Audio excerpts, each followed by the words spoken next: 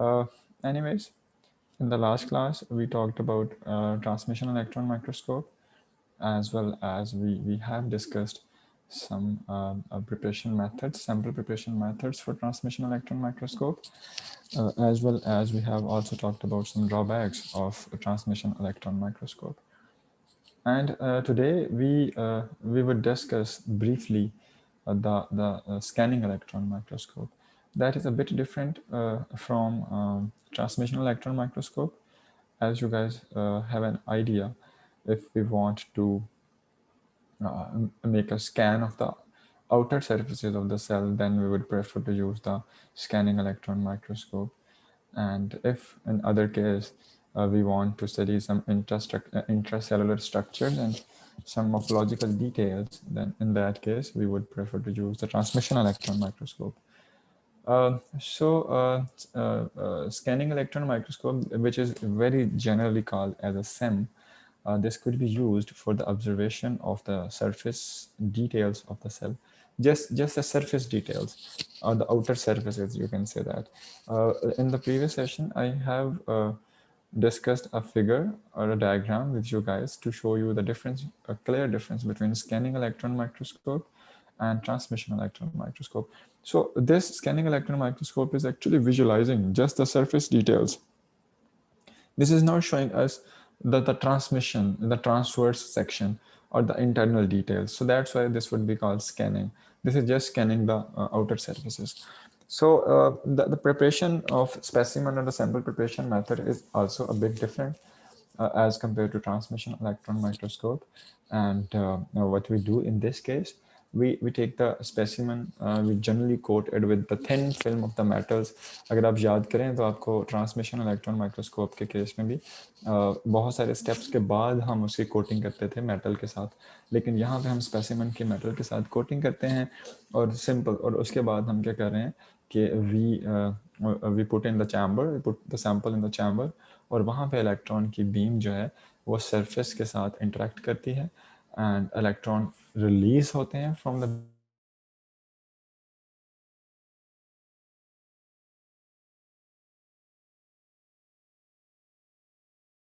की है उसकी बेस पे इलेक्ट्रॉन्स रिफ्लेक्ट होते हैं, और it's in reflected beam of electrons को स्कैनर जो है वो स्कैन करता है, and ultimately we can have a 3D image of surface of any object. बिल्कुल इसी तरह से, फॉर एग्जांपल जिस तरह से अभी हमने पीछे ये बात की है, in that case we have put, ये जो एक डायग्राम मैंने आपको दिखाई है दिस वन, इसके अंदर भी इसी तरह से सिंपल के we have taken our specimen sample, we coated the sample with the metal thin film, and after that what we do, we put in the sample into the chamber, और chamber के अंदर जो electron की beam थी that was there, and electron beam was actually there to and electrons were there to reflect and refract on the basis of the thin films depressions and margins, और उसकी base पे जो हमारे पास electrons reflect होके वापस आ रहे थे, scanner was reading it, and ultimately we would be having a detail, and we would be having a scanned detail of surface. So this is actually to create the 3D image. और हम देखेंगे कि books के अंदर जितनी भी scanning electron microscope के images हुआ करते हैं नॉर्मली, दे आर 3 डायमेंशनल, और इनको normally they are the black and white, but different software के यूजेस के साथ कलर एनहांसमेंट की जाती है, और कलर एनहांसमेंट के रिजल्ट में we can have different colour scheme apply की जा सकती है, डिफरेंट कलर थीम्स अप्लाई किए जा सकते हैं. So this was all about a very brief structure and introduction of the principle of scanning electron microscope that we have talked so far. The next type of microscope that we are going to discuss, it is atomic force microscopy. और उसमें हम करते क्या हैं कि just a minute, there are some students which are in the waiting room, just let me in them, और मुझे पूछना है उनसे कि why they are late.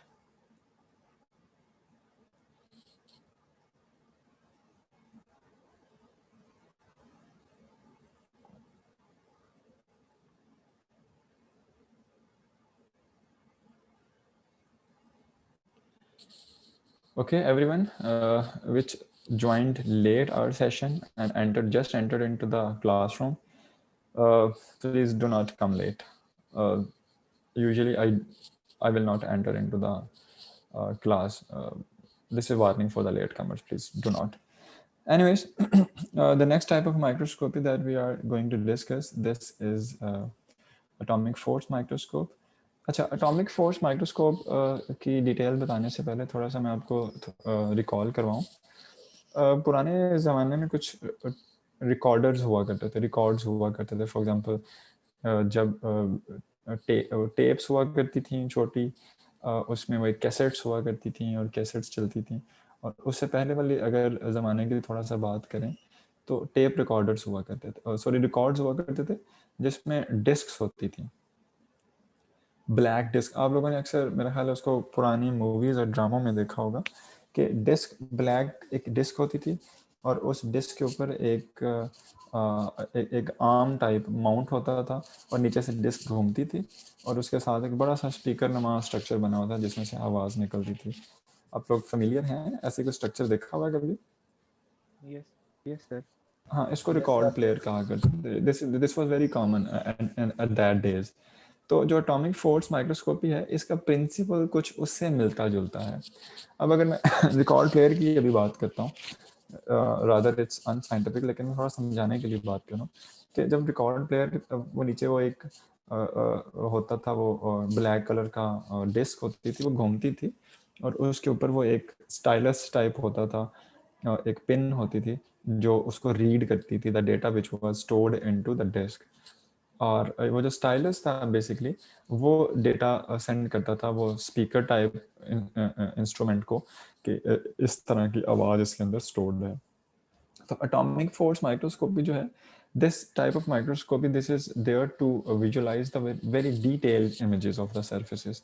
Even हम कह सकते हैं कि we can have more details in the atomic force microscopy as compared to electron microscope.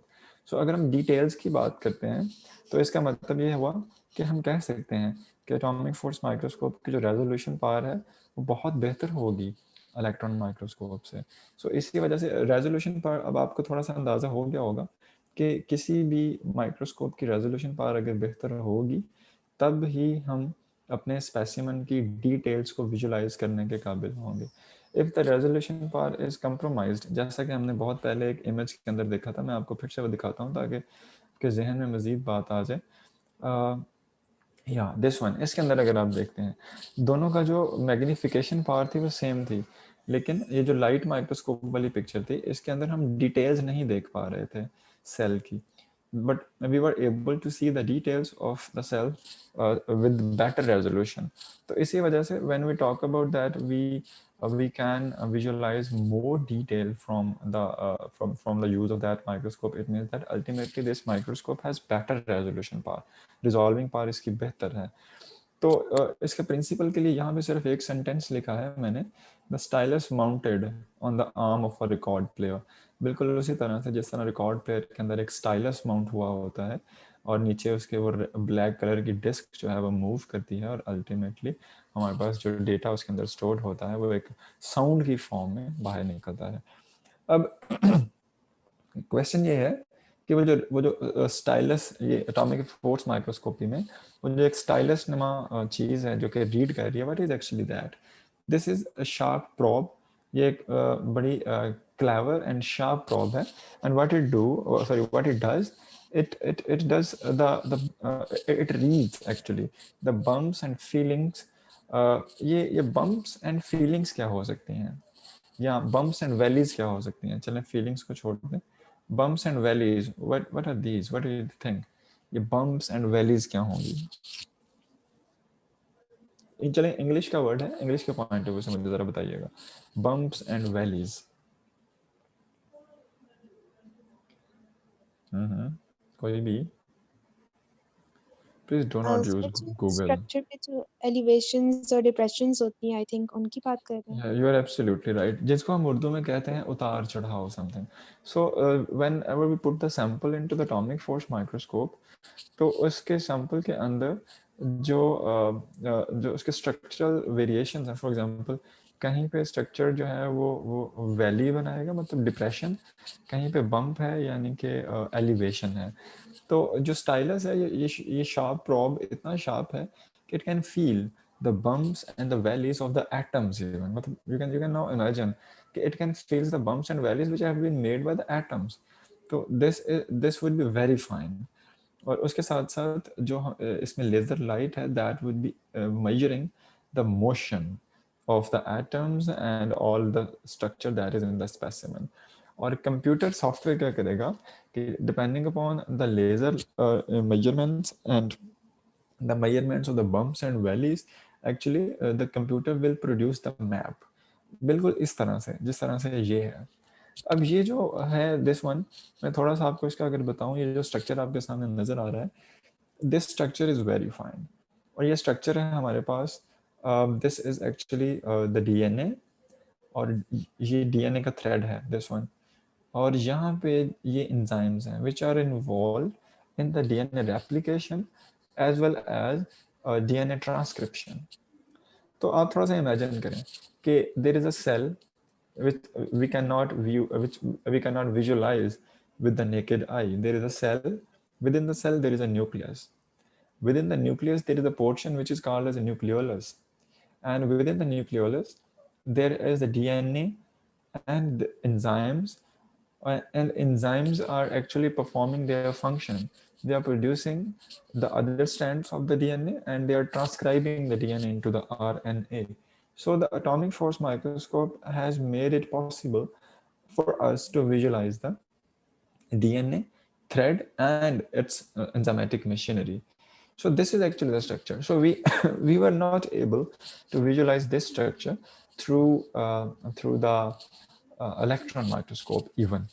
और ये हमारी सक्सेस है by using the atomic force microscope.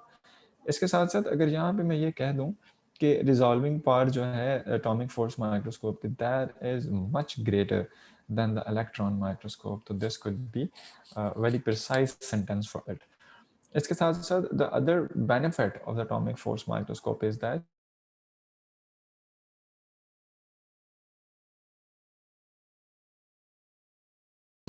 electron microscope, either it was the transmission and either, or it was the scanning electron microscope, you have observed that there was a procedure, there was a painstaking procedure for the preparation of the samples. But in the case of atomic force microscope, we do not have such kind of preparation methods or detailed preparation methods. And the third benefit for the atomic force microscope is that we do not need the vacuum conditions. For the function of the atomic force microscope and for visualization through the atomic force microscope, we do not need the vacuum and vacuum chamber. As we have observed that in case of electron microscope, we need the vacuum chambers because there is a beam of electron that has to pass through the sample, and if there is air and dust particle there, then it could be the diversion for the electron beam. So, but in the case of atomic force microscopy, we do not need any electron beam, etc. So we can perform our analysis in the presence of air or even the presence of liquid. तो ये जो liquid की presence है, ये इसको ज़्यादा important इसलिए भी करती है कि जिस तरह हम इस figure के अंदर देख रहे हैं कि we can visualize the DNA translation and transcription processes, sorry, DNA transcription and replication processes. तो जिस तरह हम यहाँ पे ये process जो हो रहा है, ये किसी cell के अंदर, किसी मीडिया के अंदर हो रहा है, and media may be in the liquid form जिसमें सेल्स ग्रो कर रहे हैं, तो हम उस लिक्विड फॉर्म के अंदर ही एटॉमिक फोर्स माइक्रोस्कोप को यूज़ करके अपने ऑब्जेक्ट को बड़े क्लियर तरीके से देख सकते हैं. So this was the atomic force microscopy. If you guys have any questions up to this point, you are more than welcome to ask.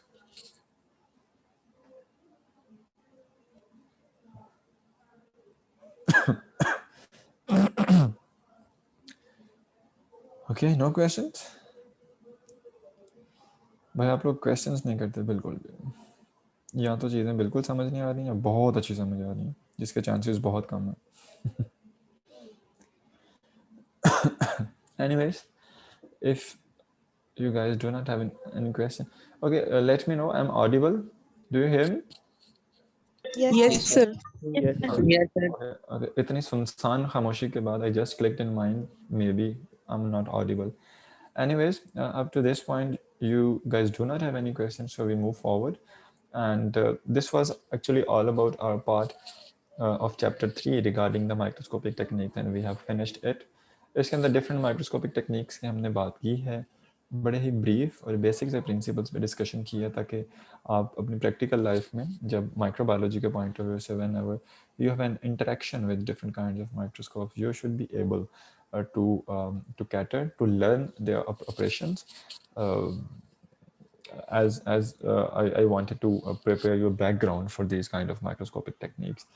Anyways, unfortunately, this semester is I think still this is online, and I hope if it goes on campus and you will be able to perform the experiments into the lab, and then you may have better understanding of the microscope usage, specifically the bright field microscope and light microscope that we have in our lab. Anyways, hope for the best and just try to learn out the things even during the online semester. It will be better for you. Anyways, the other part of this semester, this chapter that we are going to start, this is about the microscopic techniques, dyes and staining. We have talked so far in the previous section that whenever we want to use the microscopic techniques and we want to estimate the microorganisms, and so not estimate, analyze the microorganisms under the microscope. In some cases, and if I say, in most of the cases, it would also be right. Most of the cases, we have to give the stains. We have to stain the cells. We have to create the contrast from the background. So staining dyes, dyes कौन से use होती हैं, staining procedures कौन से हैं, इसमें हम चंद staining procedure और डायस की डिस्कशन करेंगे, because in the lab I was expecting कि आप ग्राम स्टेनिंग और इस तरह की जो चीज़ें हैं वो तो हाथ से परफॉर्म करेंगे, बट अनफॉर्चुनेटली अभी तक ये सेमेस्टर क्योंकि थोड़ा हमें लग रहा है कि ऑनलाइन है, तो इसको थोड़ा सा समझने की कोशिश कीजिएगा कि आप डाइज और स्टेनिंग के प्रोसीजर को ज़रा समझ लें, कब हमें कौन सी डाई यूज़ करनी है, स्टेनिंग के रिजल्ट में क्या होगा, बैकग्राउंड कलर होगा या सेल को कलर आएगा, तो ये बातें जो है हम यहाँ पे डिस्कस करेंगे. Anyways, starting from the staining procedure and the type of the stain. If we categorize the stains into different groups, there may be some simple stains here, some differential stains, special stains, and fluorescent dyes and tags. ये fluorescent dyes और tags की हमने बात की थी जब हमने fluorescent microscope की बात की थी. तो simple stains जो हैं, normally what they do, whenever we use the simple stains, they actually impart a color to cell. Normally, whenever we have a specimen on the slide or on the glass slide, we would put a simple stain, और होगा क्या कि जो cell है, it would absorb the stain और cell का color change हो जाएगा. This actually, the use of simple staining, this is there to create the contrast from the colorless background and the transparent background, and we would be able to visualize that cell very clearly by implying the simple stains. अच्छा, इसमें दो बातें याद रखिएगा, खैर अगली slide पर दोनों बातें ज़रा क्लियर आ जाएंगी, तो अभी चलें इसको स्किप करते हैं. दूसरी टाइप ऑफ स्टेन जो है, this is referred as differential staining या differential stain. As its name is indicating, ज़रा थोड़ा विजिलेंट होकर सुनिएगा कि डिफरेंशियल स्टेन जो हैं, they may be able to differentiate between different types of the sales.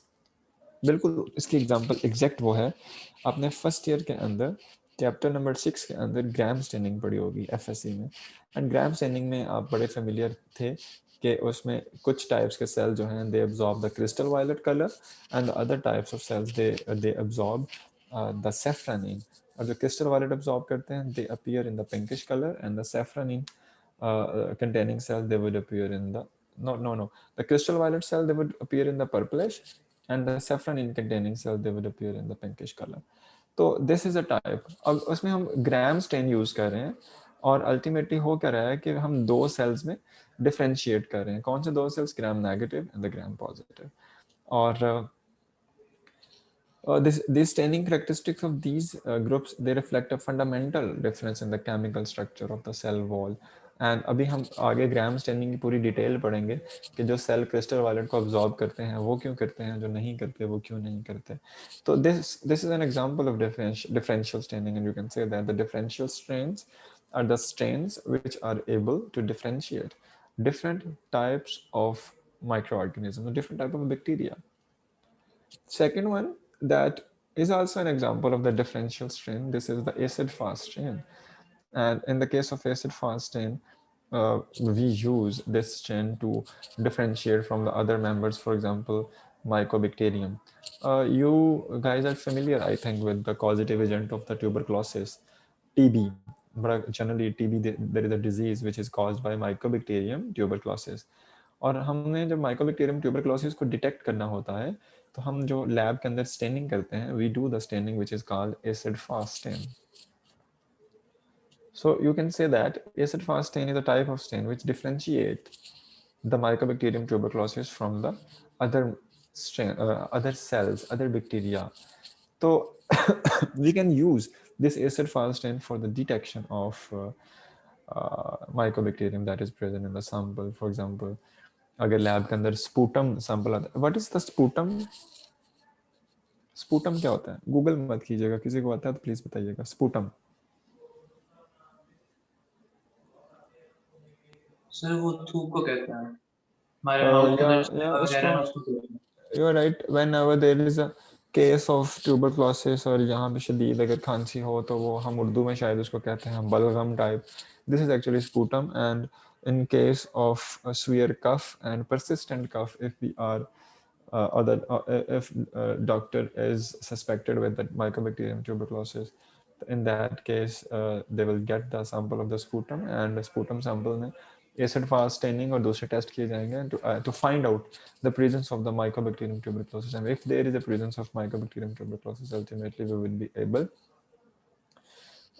to identify that patient with the Mycobacterium with the tuberculosis disease.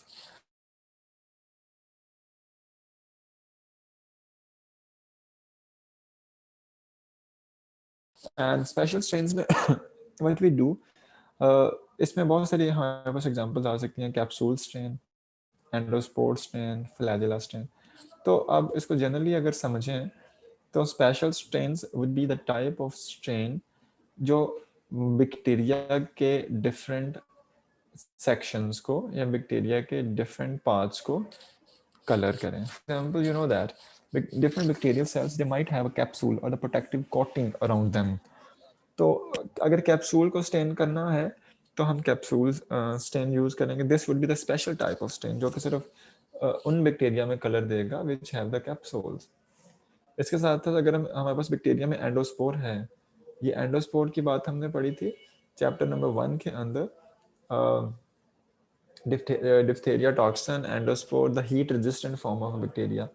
तो endospores अगर हैं किसी सेल के अंदर या आपको डाउट है कि you have a specimen which may contain the endospores even, तो वहाँ उसके लिए डिफरेंट स्ट्रेन है. तो इसके लिए इसका मतलब है कि special strain that will be able to stain the endospores. इसके साथ साथ flagella are present in the motile bacteria, and they use the flagella for their motility, and we can stain the flagella to have an idea to make them visible into the light microscope.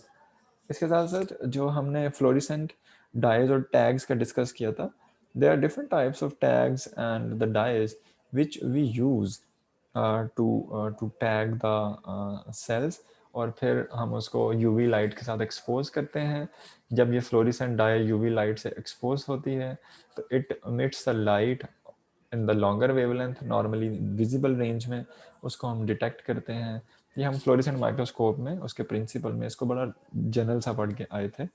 तो fluorescent dies और tags ये दोनों different चीज़ें हो सकती हैं. Dies different है, tags different है. कुछ डाइज ऐसी हैं जो कि dyes क्या है basically which attach with the compound which are found into the cell. For example, अगर सेल है और सेल में हमारे पास, जैसा कि हम अभी आगे कुछ एग्जांपल्स में देखेंगे फ्लोरिसेंट डाइज का, कि there are different types of dyes and they may be used.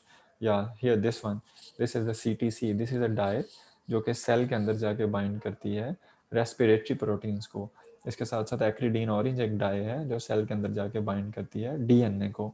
तो ये डीएनए जो है, this is a compound that is present into the cell, and whenever we use the fluorescent dye acridine orange, this would bind with the DNA. So this is a dye, fluorescent dye. अब अगली बात करते हैं कि fluorescent tags क्या होते हैं। Die और टैग में फ़र्क है। जो टैग है actually they are the antibodies to which a fluorescent molecule has been attached are used to tag specific molecules. अब ज़रा ध्यान से एक बात सुनिएगा, आपने शायद इम्यूनोलॉजी अभी तक नहीं पढ़ी, अगर आपने इम्यूनोलॉजी पढ़ी होती तो ये बात बहुत क्लियर समझ आती। You should be familiar, they are the antigens which entered into the human body, and against that antigen human body that would produce antibodies, और एंटीबॉडीज जो हैं वो एंटीजन को कैटर करेंगी, they would destroy the antigen. अब मिसाल के तौर पे अगर किसी की बॉडी पे कोई वुंड, कोई ज़ख़म आता है और कोई बैक्टीरिया इन्फेक्शन कॉज करता है, तो this bacteria that would be considered as antigen. Whenever that bacteria would enter into the human body, the human immune system will produce the antibodies. Now these antibodies, they would be able to cater, to kill, to destroy the antigens. अच्छा, अब ये जो antibodies हैं, they are very much specific, and they would destroy only the specific antigens. Antibody antigen specificity इतनी ज़्यादा है कि अगर एंटीजन कोई डिफरेंट टाइप की आ जाएगी तो पहले से मौजूद एंटीबॉडी उसको कैटर नहीं कर सकेगी। तो immune system needs to develop the new antibodies for the antigen. तो एंटीजन एंटीबॉडी स्पेसिफिसिटी बहुत ज़्यादा है, एंटीजन्स को कैटर करने के लिए स्पेसिफिक एंटीबॉडीज चाहिए। अब हम क्या करते हैं कि इनकी इस स्पेसिफिसिटी को यूज़ करते हैं फॉर आवर ओन पर्पस।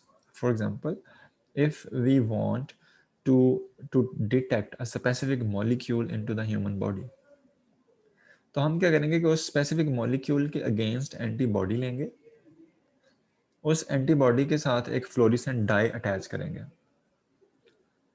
अब फ्लोरेसेंट डाई इस तरह से अटैच होगी कि जब वो एंटीबॉडी ह्यूमन बॉडी में मौजूद किसी एंटीजन या मॉलिक्यूल के साथ अटैच कर जाए तो फ्लोरेसेंट डाई जो है वो रिलीज हो जाएगी। When the fluorescent dye would be released, it would give us the color. तो हम इसको कहेंगे now this is the fluorescent tag. Basically हम कर क्या रहे हैं कि we are preparing the antibodies to which a fluorescent molecule has been attached and we are using these antibodies to tag the specific molecules. ठीक है, ये समझ आई है आप लोगों को इस बात की? Yes, sir. Okay, किसी को समझ ना आई हो? Anyone?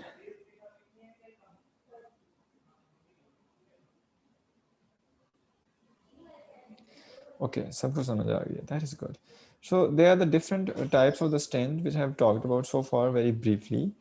और इसमें सिंपल स्टेनिंग है, डिफरेंशियल स्टेनिंग है, स्पेशल स्टेन है, फ्लोरेसेंट डाइज एंड टैग्स हैं, and we do them for our usage and we perform the different staining procedures. Now in the next slide, now we are going to discuss all of these staining procedures one by one in detail, a bit detail. सबसे पहले जो हम बात करने लगे हैं, this is simple staining. और simple staining में हमने पढ़ा क्या है कि या तो हमारा जो बैकग्राउंड है सेल का उसमें कलर आ जाता है, और या जो सेल्स इटसेल्फ हैं उनमें कलर वो अब्जॉर्ब कर लेते हैं, दैट्स इट। तो ये सिंपल स्टेन है। अब सिंपल स्टेन दो टाइप्स की हो सकती हैं। The one type of simple stain, this is the basic dye here, ये बेसिक है, दूसरी एसिडिक है, ठीक है। अब जो बेसिक डाइज हैं ये क्या करेंगी कि basic dyes, because they are positive in charge, they have a positive charge, and we know that जो सेल के अंदर न्यूक्लिक एसिड है या जो डीएनए आरएनए है, they are negatively charged, and most of the proteins which are present into the cell, they are negatively charged. तो जब हम अपने सेल को बेसिक डाइज के साथ स्टेन करेंगे तो चूंकि ये पॉजिटिव चार्ज रखती हैं, सेल के जो ज़्यादा कंटेंट है वो नेगेटिव चार्ज रखता है, तो basic dye would attach with the nucleic acid and different proteins, और इसके केस में पूरे के पूरे सेल पे कलर आ जाएगा। तो so you can say that whenever we would be using the basic dyes, cell will be colored और जो background है वो colorless रहेगा. Contrast create हो गया, हम बड़ा आसानी से cells को देख सकते हैं माइक्रोस्कोप के नीचे. The other types of dye dyes which are called acidic dyes. Acidic dyes क्या कहती हैं? They are actually negative in charge. They have negative charge और normally cells के ऊपर भी negative charge है, अभी हमने पढ़ा. So इस वजह से जो नेगेटिव डाइज हैं ये सेल को कलर नहीं करेंगे, ये बैकग्राउंड को कलर करेंगे. और जब बैकग्राउंड कलर होगा तो सेल उस कलर्ड बैकग्राउंड में हमें कलरलेस सेल जो है वो इजीली नजर आ जाएगा.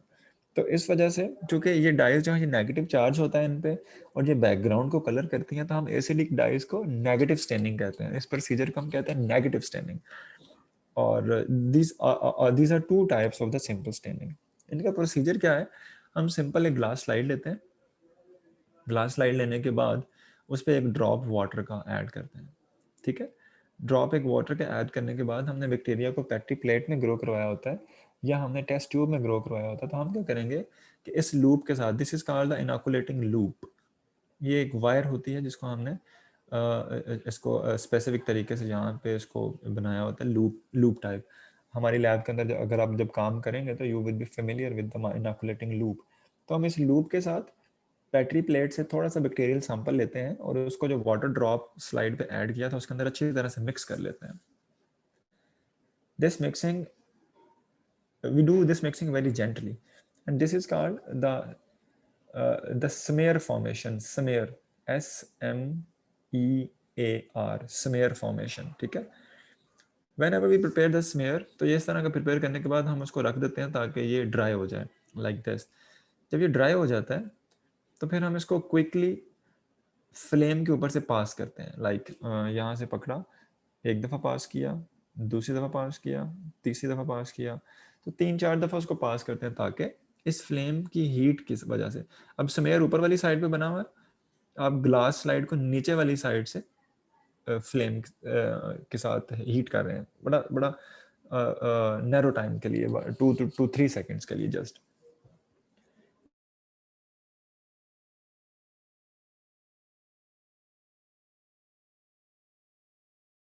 थोड़ा सा करेंगे तो now this will be properly fixed on the slide.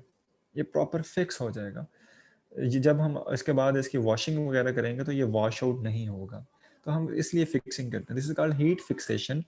और हीट फिक्सेशन के लिए हम क्या करते हैं कि स्लाइड को जेंटली 2 to 3 टाइम्स फ्लेम के ऊपर से पास करते हैं ताकि जो उसके ऊपर स्मेयर बना है वो हीट पे वो स्लाइड पे प्रॉपरली फिक्स हो जाए. क्योंकि अगले स्टेप्स में हमने वॉशिंग्स करनी है, हमने लिक्विड डाई ऐड करनी है जिसकी वजह से स्मेयर जो है वो वॉश आउट ना हो. उसके बाद हम क्या करेंगे कि अपनी डाई लेंगे. जब वो डाई अगर बेसिक डाई है या एसिडिक डाई है तो उसका कुछ ड्रॉप्स हम इसके ऊपर ऐड करेंगे. 1 मिनट या कुछ सेकंड्स के लिए हम ड्रॉप्स को रखेंगे और उसके बाद इस डाई को डिस्कार्ड कर देंगे स्लाइड पे से और स्लाइड को बहुत आराम से जेंटली वाटर के साथ एक दफ़ा वॉश कर देंगे. वॉश करने के बाद we would dry the slide. अब उस स्लाइड के ऊपर जो अगर बैक्टीरियल सेल्स थे उन्होंने डाई अब्जॉर्ब कर ली है, अगर बैक्टीरियल सेल्स ने नहीं करनी तो बैकग्राउंड ने कर ली है और हमने उसको थोड़ा सा वॉश किया ताकि जो एक्सेसिव डाई थी वो रिमूव हो जाए. और अब हम इसको माइक्रोस्कोप के नीचे देख रहे हैं. तो यहाँ पे जो कि वॉशिंग भी इन्वॉल्व है, यहाँ पे लिक्विड डाई भी इन्वॉल्व है, तो इस वजह से this is necessary to properly fix the heat fix the smear.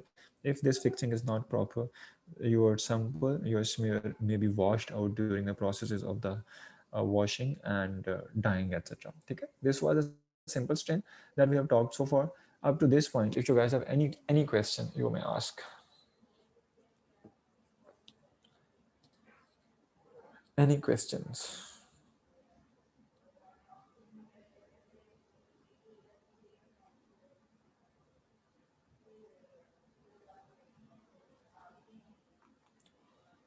No question? Question ना होना अच्छी बात नहीं है.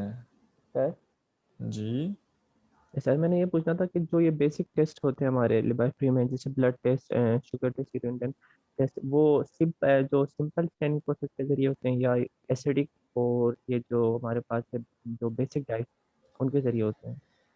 ओके आपने जिन टेस्ट के नाम लिए हैं उसके जरा दोबारा नाम लें.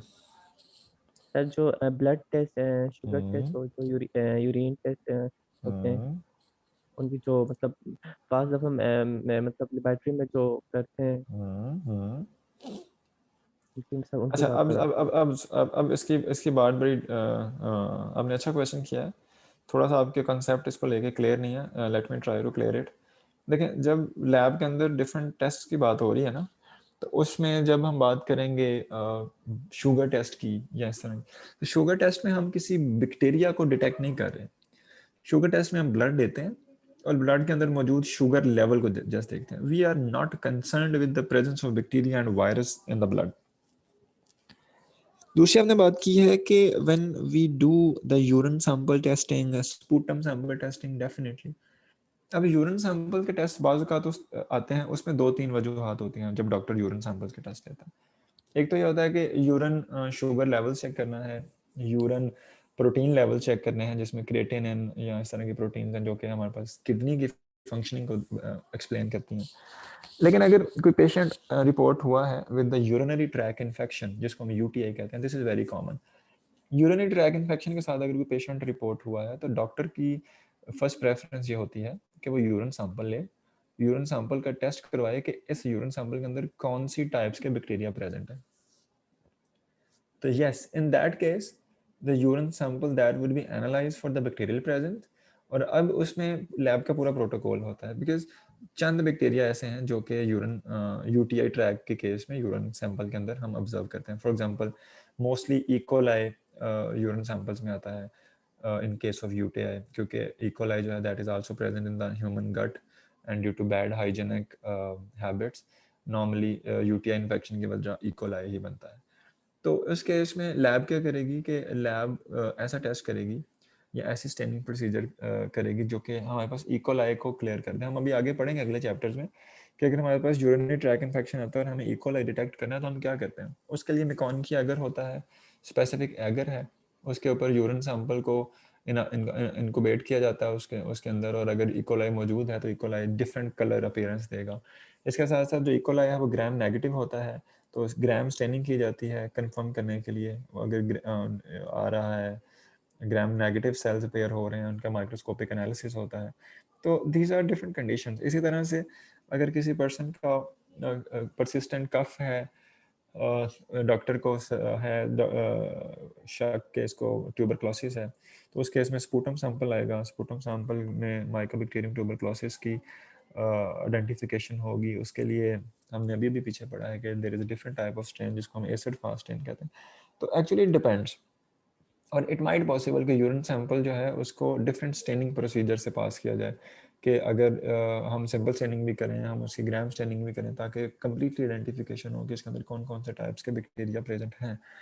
तो दिस में vary from condition to condition and requirement to requirement. Doctor साथ लिख के देता है कि ये यूरिन सैंपल का एनालिसिस करना किस लिए है। इधर we do the analysis for the presence of sugar and proteins, or we have to analyze it for the presence of bacteria and some other microscopic organisms. Is that clear? Yes sir. Okay, any other questions?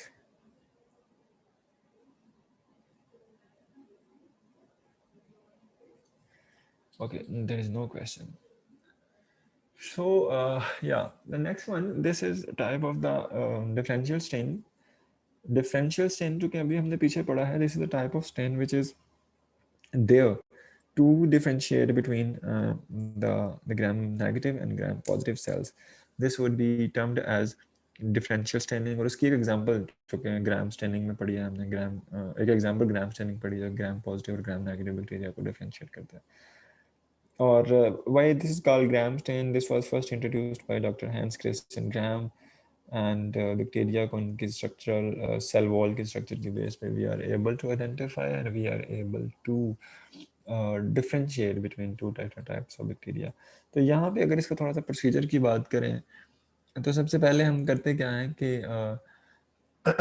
जितना भी हमारे पास bacterial sample होता है उसका smear बनाते हैं। Smear बनाने के बाद हीट फिक्स करते हैं। हीट फिक्स करने के बाद पूरे के पूरे स्मेयर को क्रिस्टल वायलेट के साथ हम फ्लड कर देते हैं। स्लाइड के ऊपर क्रिस्टल वायलेट 2, 3, 4, 5 ड्रॉप्स डाल के उसको रख देते हैं। स्लाइड को रखते हैं कोई 45 सेकेंड्स के लिए या 1 मिनट के लिए।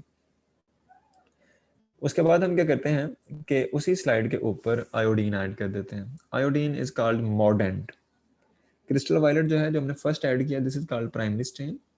एंड जो सेकंड नंबर पे हम आयोडीन सॉल्यूशन ऐड करेंगे, दिस इज कॉल्ड मॉर्डेंट. इसका क्या वजह है ये आगे डिस्कस करते हैं.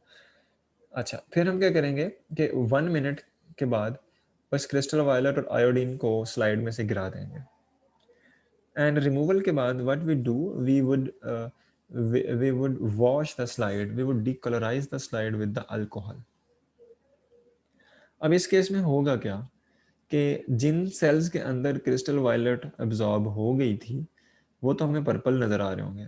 वो सेल्स जिन्होंने प्रॉपरली क्रिस्टल वायलेट एब्जॉर्ब नहीं की थी, अल्कोहल के यूज़ के बाद इन सेल्स में से कलर निकल जाएगा and they would be now again colourless. फिर हम एक और डाई यूज़ करेंगे, this is called counter strain.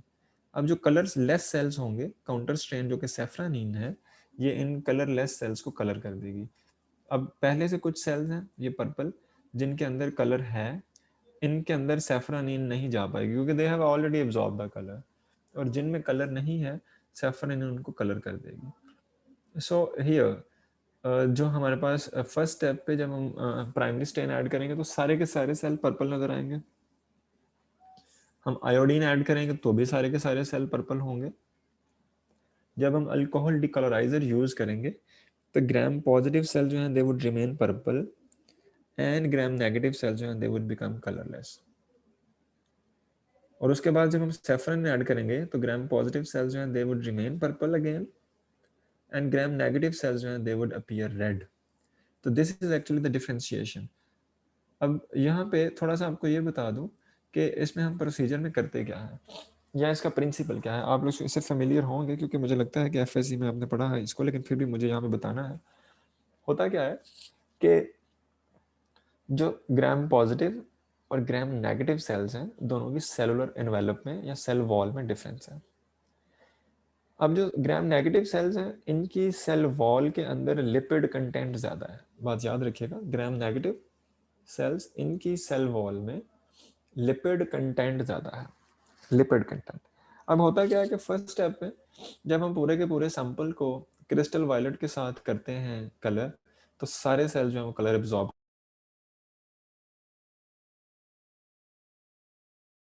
Mordant. This is called mordant. जो क्या करेगा कि ग्राम पॉजिटिव सेल्स के अंदर जो क्रिस्टल वायलेट गया था, अब मैं यहाँ पे अगर लिख दूँ this mordant is normally the iodine. तो what it does sorry, Gram negative cells के अंदर ग्राम या यूं कह देते हैं कि सेल्स के अंदर एंटर हुआ क्रिस्टल वायलेट, जिसकी वजह से सेल जो है वो पर्पल नज़र आ रहे हैं हमें. पर्पल, पर्पल के स्पेलिंग आई थिंक ये होते हैं purple. Okay, what ever the spelling, ये वाले देख लें फिलहाल. उसके बाद व्हाट वी डू, हम आयोडीन ऐड करेंगे. आयोडीन क्या करेगा, this would attach with the crystal violet and form the crystal violet iodine complex, CVI complex इसको कहते हैं. ठीक है, क्रिस्टल वायलेट आयोडीन कॉम्प्लेक्स. अब क्रिस्टल वायलेट आयोडीन कॉम्प्लेक्स जो है, दिस दिस स्ट्रक्चर, इसका जो केमिकल स्ट्रक्चर है ये थोड़ा कॉम्प्लिकेटेड है और बड़ा स्ट्रक्चर है. अब ये बड़ा स्ट्रक्चर है, अभी इसको आगे देखते हैं कि होगा क्या. अब बड़ा स्ट्रक्चर है. ओके, थर्ड स्टेप में हमने क्या किया कि हमने अपने स्पेसिमन को अल्कोहल के साथ वॉश आउट कर दिया, डिकलराइज कर दिया. अब मैंने पहले बताया था कि ग्राम नेगेटिव में लिपिड कंटेंट ज़्यादा होता है और अल्कोहल एक ऑर्गेनिक सॉल्वेंट है. ऑर्गेनिक सॉल्वेंट क्या करेगा, ये लिपिड को एब्जॉर्ब करेगा. जब ये लिपिड को एब्जॉर्ब करेगा तो ग्राम नेगेटिव में चूंकि लिपिड कंटेंट ज़्यादा था, ग्राम नेगेटिव की सेल वॉल में बड़े बड़े पोर्स बन जाएंगे. उन बड़े पोर्स के में से ये जो सीवीआई कॉम्प्लेक्स बना था, क्रिस्टल वायलेट कॉम्प्लेक्स, ये कॉम्प्लेक्स पास करके निकल जाएगा, बाहर निकल जाएगा. लेकिन जो ग्राम पॉजिटिव होंगे उनमें लिपिड कंटेंट कम है सेल वॉल में, पोर्स बड़े नहीं बनेंगे अल्कोहल डिकलराइजेशन के बाद. और जिसके रिजल्ट में होगा क्या कि ये जो सीवीआई कॉम्प्लेक्स था ये सेल्स के अंदर ही इंट्रैप रहेगा, जिसकी वजह से सेल्स हमें पर्पल नजर आएंगे. अब चूंकि दूसरे ग्राम नेगेटिव सेल्स जो हैं they have appeared in colourless form, in the transparent form. अब हम एक और स्ट्रेन यूज करेंगे, सेफ्रानिन। वो ग्राम नेगेटिव सेल्स को पर्पल पिंक कलर दे देगी, और जो ग्राम पॉजिटिव है उनमें ऑलरेडी CVI कॉम्प्लेक्स मौजूद है, जिसकी वजह से वो मजीद कोई स्ट्रेन ले नहीं सकते, and they would appear purple. So by doing this procedure we have clearly differentiated the gram positive cells from the gram negative cells. और इस तरह से जब हम माइक्रोस्कोप के नीचे देखते हैं तो माइक्रोस्कोप के नीचे हमें स्लाइड इस तरह की नजर आती है, अगर मैं आपको दिखा सकूं तो लाइक दिस। इस स्लाइड के अंदर पर्पल सेल्स है और उसके साथ पिंक सेल्स हैं। सो this is a clear differentiation that this sample contains gram positive as well as gram negative cells. So this is there to indicate तो ये एक बड़ी वेल प्रिपेयर्ड और खूबसूरत स्लाइड है, जिसके ऊपर अगर आप बैकग्राउंड देखें तो बैकग्राउंड जो है वो क्लियर है, कोई कलर नहीं है उस पर। और जो रॉड शेप सेल्स हैं, they were Gram negative, they have absorb the pink colour. और जो राउंड या कोकाए हैं cells, they are the gram positive and they have absorb the crystal violet along with the iodine, and they appear in a purplish tone. This was the gram staining.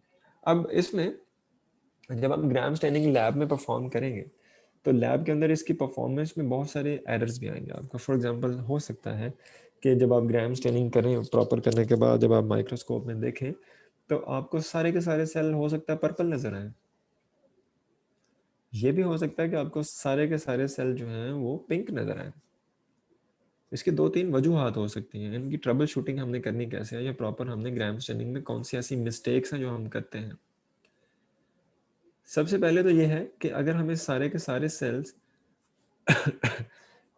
अगर हमें सारे के सारे sales purple नजर आते हैं तो इसका मतलब है कि वो जो डीकलराइजेशन का स्टेप था, यहाँ पे जो डीकलराइजेशन का स्टेप था ये वाला, हमने ये स्टेप प्रॉपर नहीं किया, जिसकी वजह से डीकलराइजेशन नहीं हुई।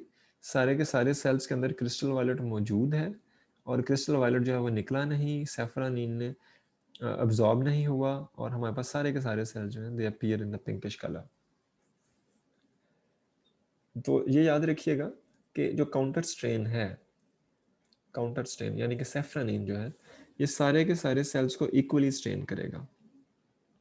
क्योंकि अब ग्राम पॉजिटिव सेल्स जो है उनके अंदर ऑलरेडी क्रिस्टल वायलेट मौजूद है, उनके अंदर स्पेस नहीं है मजीद कलर आने की, इस वजह से वो हमें पर्पल नजर आएंगे। इसके अलावा जितने भी सेल्स जिनके अंदर क्रिस्टल वायलेट मौजूद नहीं होगा वो सारे के सारे पिंक हो जाएंगे।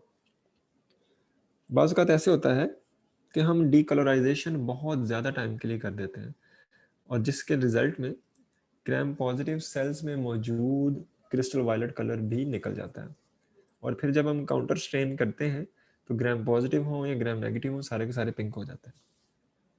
तो जो डीकलराइजेशन है दिस इज ट्रिकी, और ये प्रॉपर जितने सेकंड्स के लिए 45 सेकंड्स या 60 सेकंड्स के लिए रिकमेंडेड है, अगर आपके प्रोटोकॉल में लिखा होगा आप उस प्रोटोकॉल के अकॉर्डिंग करेंगे, ना ज़्यादा डिकलराइजेशन करेंगे ना कम करेंगे, क्योंकि ज़्यादा के केस में सारे के सारे सेल्स हमें पिंक नज़र आएंगे और कम डिकलराइजेशन केस में सारे के सारे सेल्स हमें पर्पल नज़र आएंगे।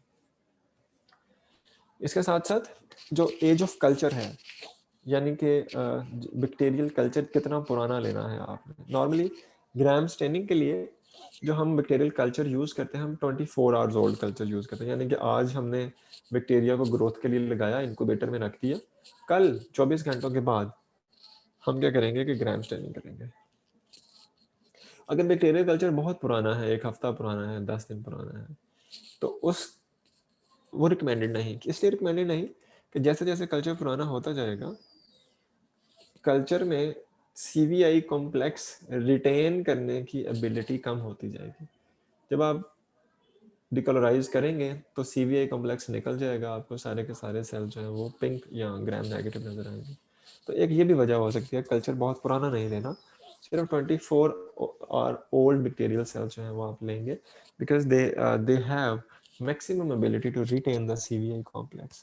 So these are some mistakes that that we do and that are very common in the lab experiments and we go through them. So trouble shooting इसके साथ साथ आप जब काम करेंगे तो तब भी देखेंगे, लेकिन ये कुछ पॉइंट्स जो मुझे लगा कि मुझे बताने हैं आपने बतानी चाहिए, so I wanted to clear them there up to this point.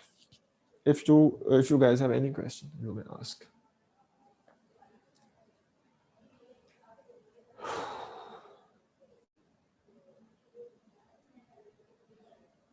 Sir ये पूछना था कि ये CVI कम्प्लेक्स है सर, ये अगर ज़्यादा टाइम हो जाए तो क्यों रिटेन नहीं करता, मतलब कोई तो वजह होगी।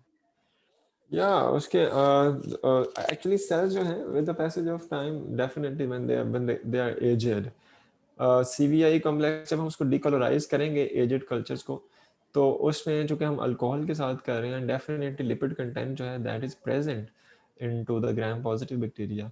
और जब एक कल्चर एजेड हो चुका है तो now it is more easy for the decolorizer to create the large holes into the cellular wall or envelope, जिसके रिजल्ट में CVI कॉम्प्लेक्स के रिमूव होने के चांसेस ज़्यादा होते हैं। तो इसी वजह से हम इसको डेफिनेटली जब अगर कोई प्रोफेशनल कर रहा है तो ये हो जाता है, मतलब इससे ग्राम स्टेनिंग हो जाती है, but this is not recommended when we are doing the gram staining for the learning procedure and learning purposes. तो उसके केस में we may have some false positive results, या उसमें हमारे पास डाउट आ सकता है।